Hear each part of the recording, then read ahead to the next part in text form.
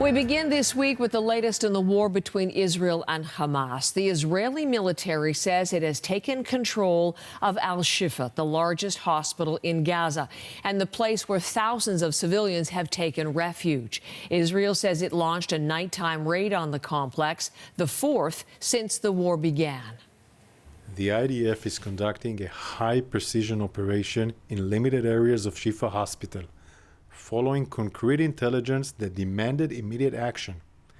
We know that senior Hamas terrorists have regrouped inside the Shifa hospital and are using it to command attacks against Israel. Now, this is new video into us this morning from the Israeli military.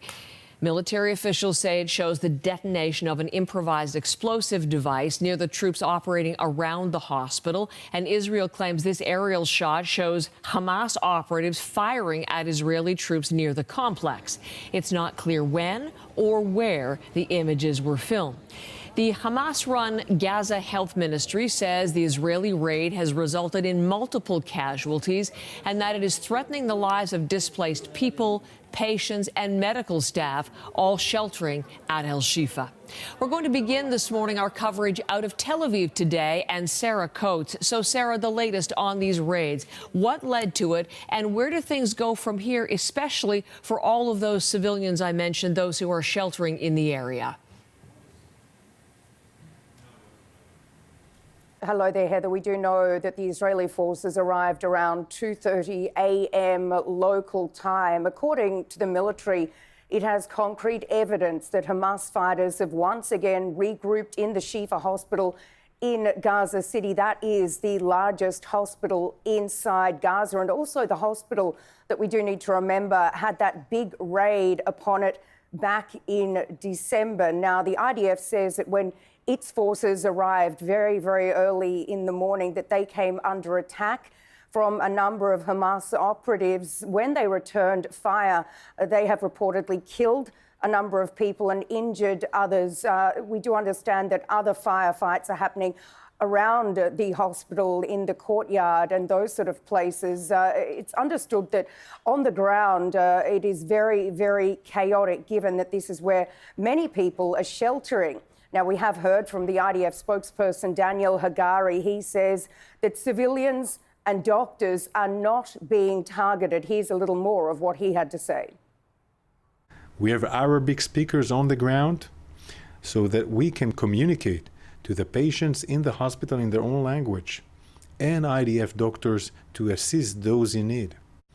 There is no obligation for the patients and the medical staff to evacuate the hospital.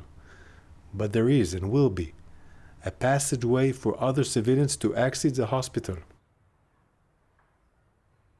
According to reports from the ground, leaflets are now being dropped around neighbourhoods surrounding the Al-Shifa hospital, with people told to evacuate down to Al-Mawasi, which is an area west of Khan Yunis.